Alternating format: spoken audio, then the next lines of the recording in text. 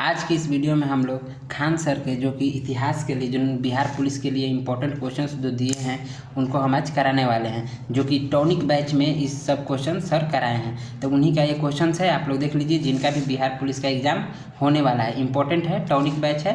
Tonic batch के सभी question है, जिनमें से आपको इतिहास के क्वेश्चन है, इसके बाद हम जियोग्राफी करा देंगे। सभी क्वेश्चन आपके लिए हम यहाँ पे लाते रहेंगे, बस आप चैनल को सब्सक्राइब कर लीजिएगा। पहला क्वेश्चन है आपके सामने कि पूरा पाषाण, मध्य पाषाण और नव पाषाण है। पूरा पाषाण, मध्य पाषाण और नव पाषाण का किस क्षेत्र में विकास हुआ? तो इनका विकास गंगा घाटी के क्षेत्र में भी हुआ था, सिंधु घाटी में भी हुआ था और नर्मदा घाटी में भी हुआ था। इसलिए इसका आंसर हो जाएगा डी, इनमें से सभी। दूसरा क्वेश्चन है कि दक्षिण पूर्व राजस्थान की संस्कृति को क्या कहा जाता है? दक्षिण पूर्व राजस्थान की संस्कृति को आहार संस्कृति कहा जाता है। दूसरे क्वेश्चन का भी डी आंसर है। तीसरा क्वेश्चन आपके सामने है कि पशुओं को पालतू बनाए जाने का प्राचीनतम साक्ष्य जिन दो स्थलों से प्राप्त हुआ वो है, तो बागोर और आदमगढ़, इन दोनों में पालतू जानवरों के प्राचीनतम साक्ष्य प्राप्त हुए थे।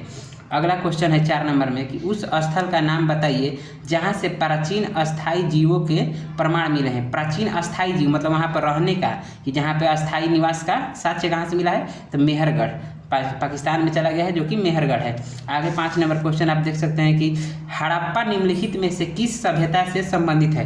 हड़प्पा निम्नलिखित में से किस सभ्यता से संबंधित है? तो हड़प्पा को सिंधु घाटी सभ्यता के नाम से भी जाना जाता है, इसी के चारों ओर ये विकसित हुआ था। छठा क्वेश्चन है आपके सामने, वह हड़प्पाई नगर जिसका प्रतिनिधित्व लोथल का पुरातात्विक स्थल करता है किस नदी पर स्थित है? तो भोगवा नदी पर। लोथल किस नदी पर स्थित है? तो भोगवा नदी पर हो जाएगा।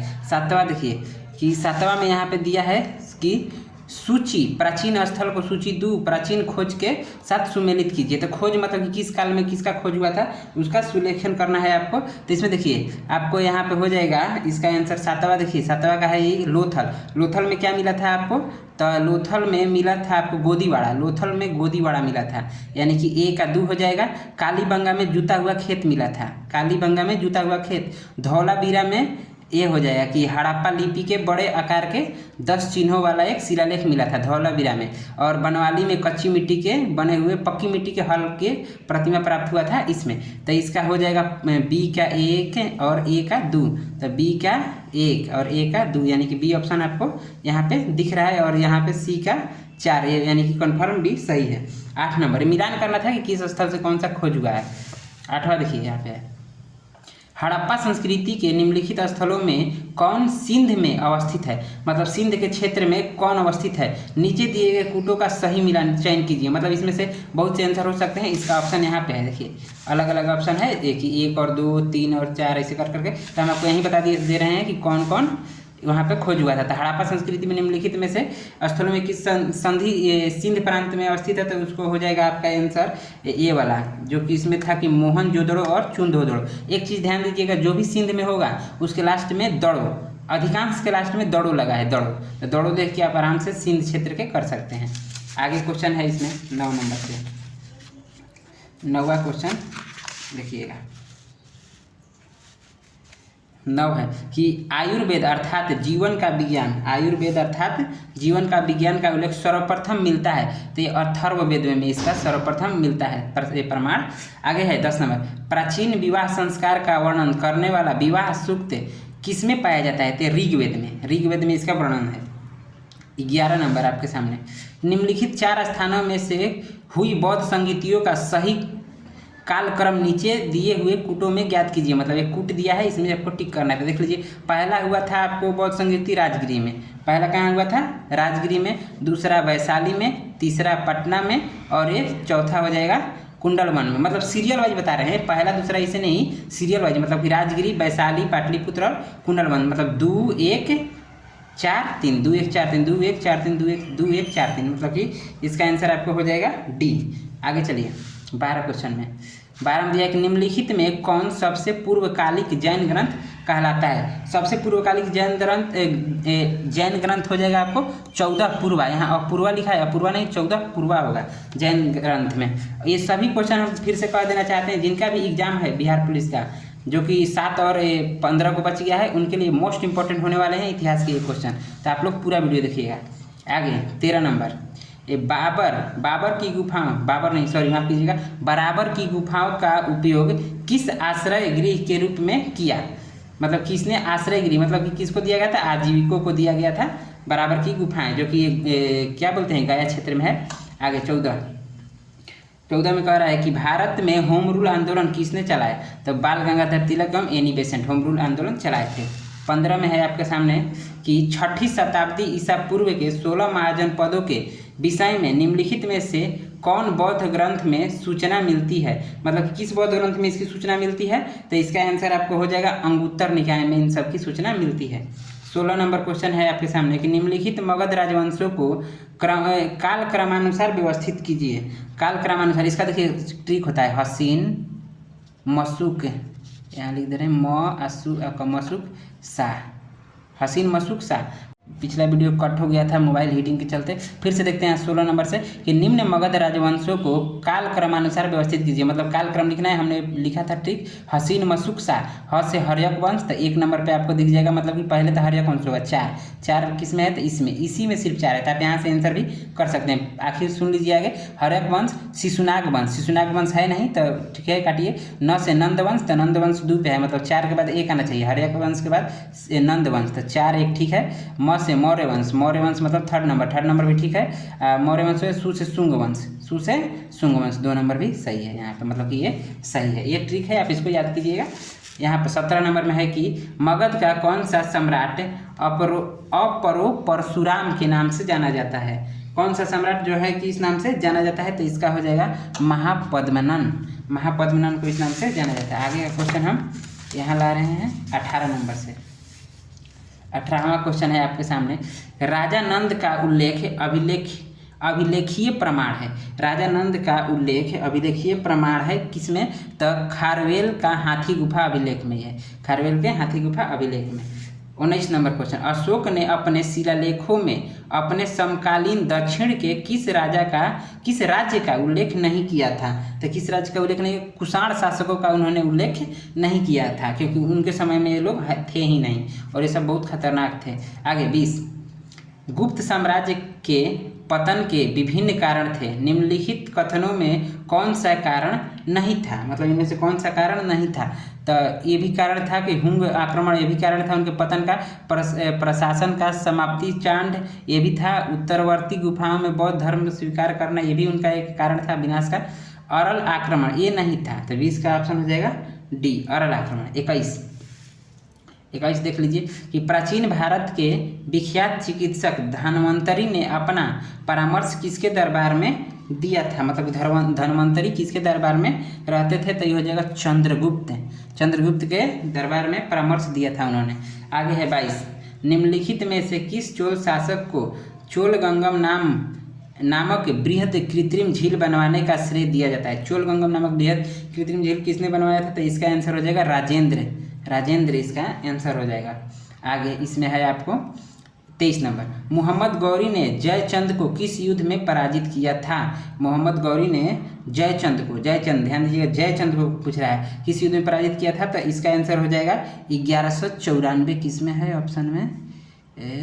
ऑप्शन में आपको यहाँ पे 1194 किसी में नहीं है, इसका आंसर हो जाएगा 1194। इसका आंसर ध्यान से कीजिएगा, चंदवार का युद्ध 1194 हो जाएगा।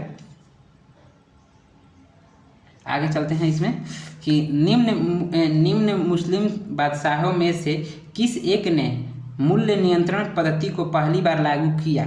मतलब मूल्य नियंत्रण पद्धति को किसने लागू किया था? अलाउद्दीन खिलजी। इसकी एक फिल्म भी आई थी, आप लोग देखे होंगे। अगला, कृष्णदेव राय के दरबार में अष्टदिग्गज कौन थे?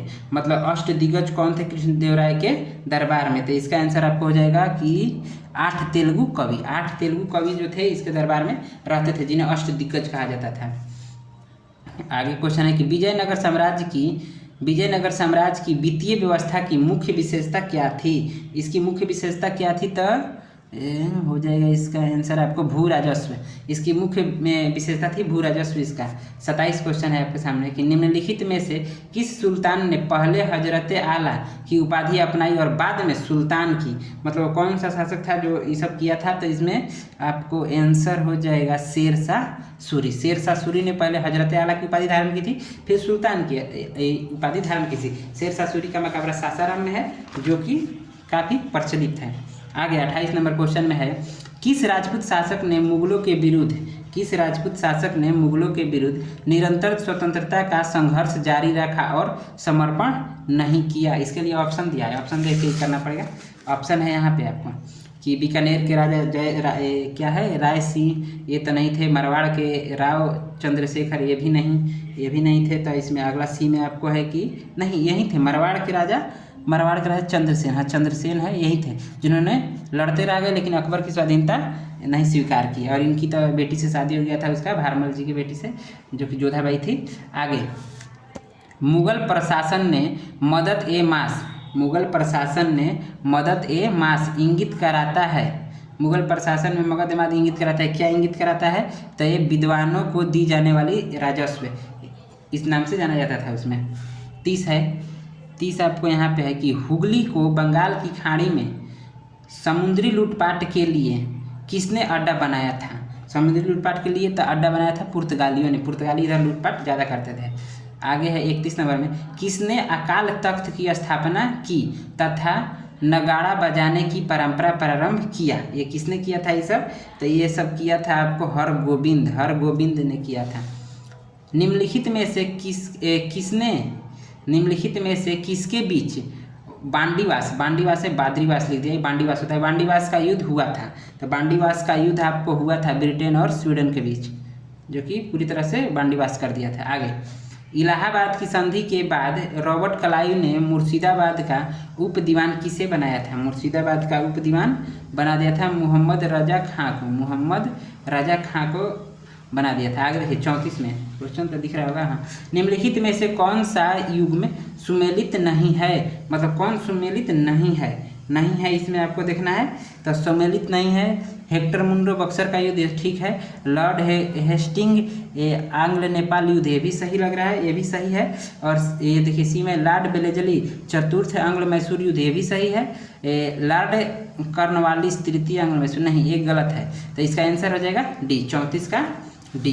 35 क्वेश्चन आपके सामने है निम्नलिखित विद्रोहों में से किसको बंकिम चंद्र चटर्जी ने अपने उपन्यास आनंद मठ में उल्लेखित करके प्रसिद्ध किया?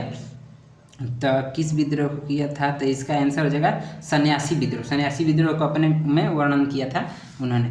36 में है आपको कि भगवान बुद्ध ने अपनी अंतिम सांसें कहाँ ली थी? ये इंपॉर्टेंट होने वाला है क्वेश्चन। भगवान बुद्ध ने अपनी अंतिम सांसें कहाँ ली थी? तो ये हो जाएगा कुशीनगर में उन्होंने अपनी अंतिम सांसें ली थी। सिकंदर महान का शिक्षक कौन था? ये भी अच्छा क्वेश्चन है कि सिकंदर महान का शिक्षक कौन था? तो अरस्तु, सिकंदर के गुरुजी थे अरस्तु। आगे देख लीजिए, इसमें है कि महावीर का जन्म क्षत्रिय वंश के किस कुल में हुआ था? महावीर का जन्म क्षत्रिय वंश के किस कुल में हुआ था? तो इसका आंसर हो जाएगा आपको शाक्य मल्लन या ज्ञात्रिक कुल में हुआ था उनका। किनका? तो महावीर जी का जन्म।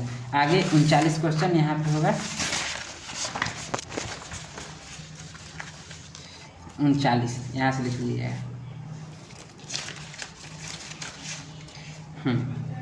39 में है कि आपको क्वेश्चन है कि बुद्ध धम्म और संघ मिलकर कहलाते हैं। बुद्ध धम्म और संघ मिलकर क्या कहलाते हैं? तो ये त्रिरत्न कहलाते हैं। त्रिरत्न बुद्ध धम्म और संघ।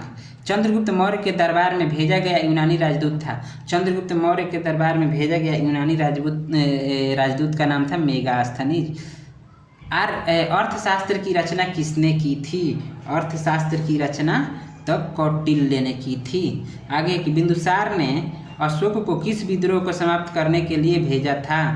तो बिंदुसार ने जो भेजा था वो, इसमें कोई भी आंसर नहीं है, वो कश्मीर के विद्रोह को भेजा था बिंदुसार ने अशोक गए थे कश्मीर में, पूरा मारधार किए थे, तो कश्मीर के विद्रोह को।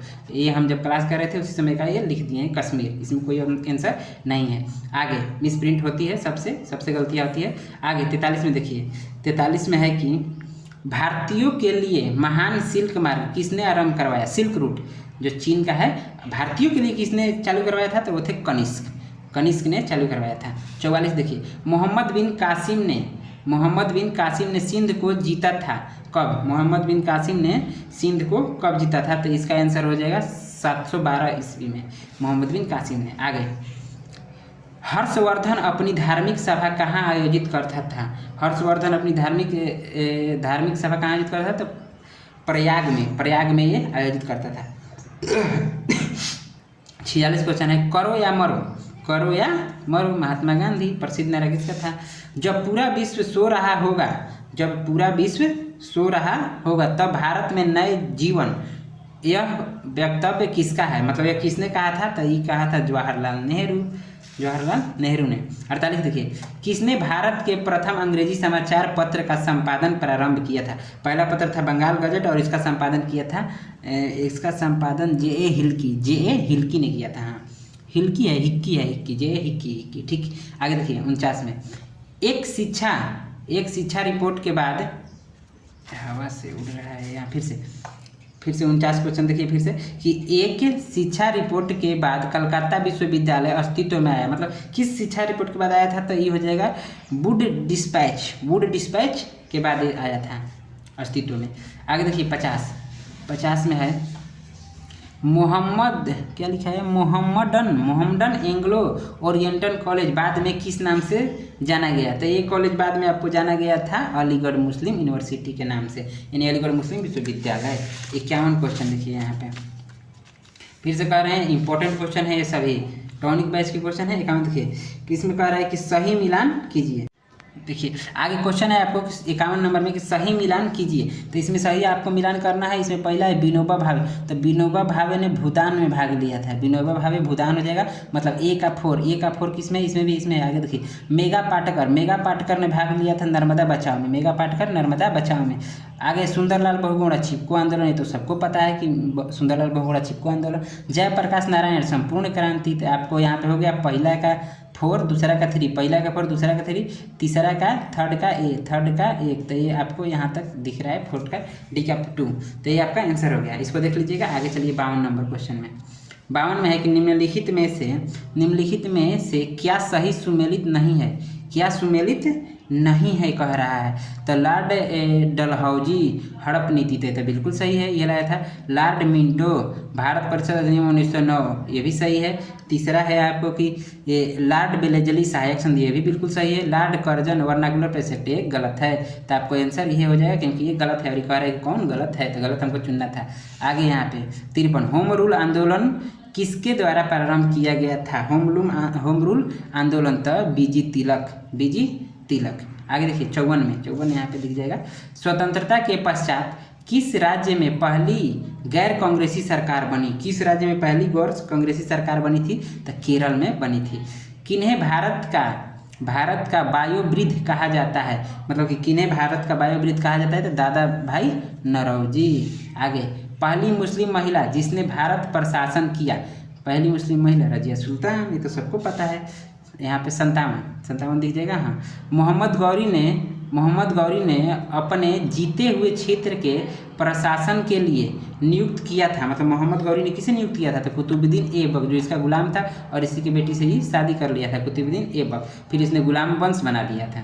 चलिए आगे 58, किस युद्ध ने मोहम्मद गौरी के लिए दिल्ली प्रशासन का मार्ग प्रशस्त किया? तो किस युद्ध ने? तो युद्ध का नाम बताना है 58 क्वेश्चन में। तो इसका आपका हो जाएगा तराइन का दूसरा युद्ध।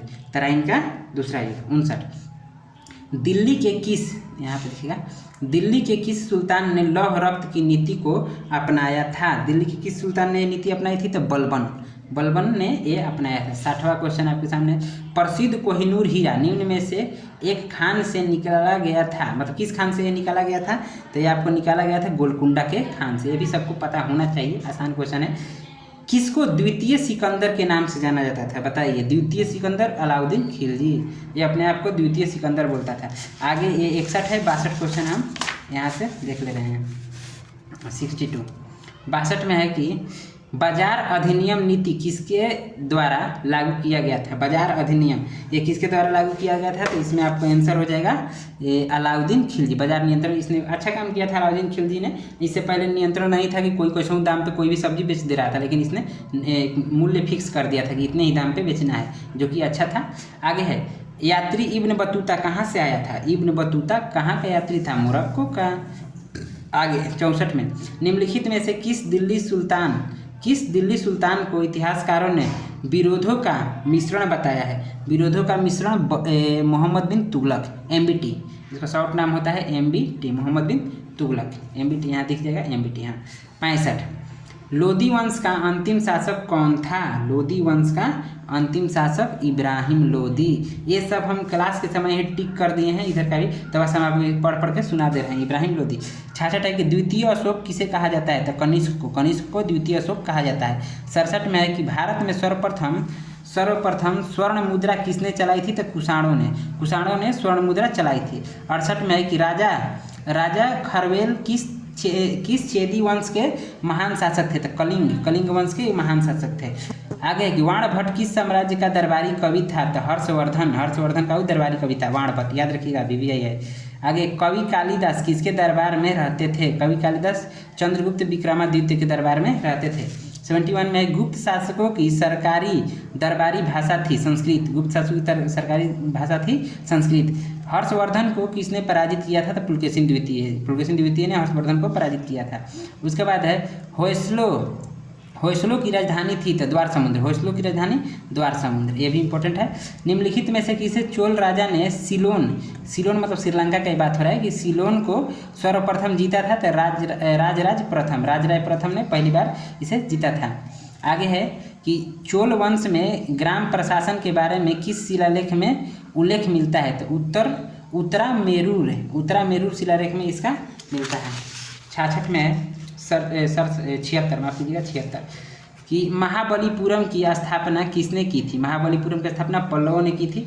चित्रकला की गंधार शैली का सूत्रपात किसके द्वारा किया गया? तो महायान संप्रदाय, जो कि कनिष्क के समय था, महायान संप्रदाय द्वारा किया गया था। किस शासक ने एलोरा मंदिर का निर्माण करवाया था? तो राष्ट्रकूट। अधिकांश चाले मंदिर किस देवी देवताओं को समर्पित है? अधिकांश चाले, तो यह है शिव मंदिर, शिव के लिए। एक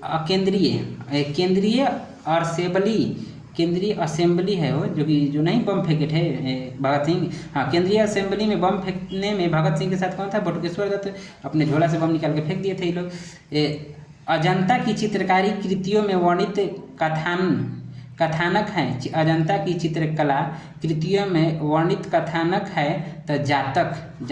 आगे के क्वेश्चन हम अगले वीडियो में ला देंगे, ये जो कि इम्पोर्टेंट क्वेश्चन है, तो इसके लिए एक और वीडियो बनता है। बाकी आप लोग यहाँ तक हैं, चैनल को सब्सक्राइब कीजिए, आगे आपके लिए वीडियो आता रहेगा। मिलेंगे अगले वीडियो में। इसमें बहुत सारे क्वेश्चन हैं, ये जो कि क्वेश्चन हैं इसमें आपको यहाँ से मिल जाएगा रसायन शास्त्र का, केमिस्ट्री का भी मिल जाएगा। केमिस्ट्री के बाद यहाँ से हम आपको अर्थशास्त्र के भी क्वेश्चन देखने को मिल जाएंगे। जीव विज्ञान के भी क्वेश्चन हैं, इंपॉर्टेंट क्वेश्चन जो कि सीधे एग्जाम के लिए हैं। और यहाँ पे जीव विज्ञान के बाद भौतिकी, बायोलॉजी का भी यहाँ से दिख जाएगा आपको। बायोलॉजी के बाद आपको इतना ही है, यहाँ पे रसायन विज्ञान के भी क्वेश्चन आपको मिल जाएंगे। फाइनली ये आपका इतना ही बस मटेरियल है टॉनिक बैच का, जो कि हम 2-3 वीडियो में आगे ला देंगे। बाकी आप चैनल को सब्सक्राइब जरूर कीजिए। मिलेंगे अगले वीडियो में।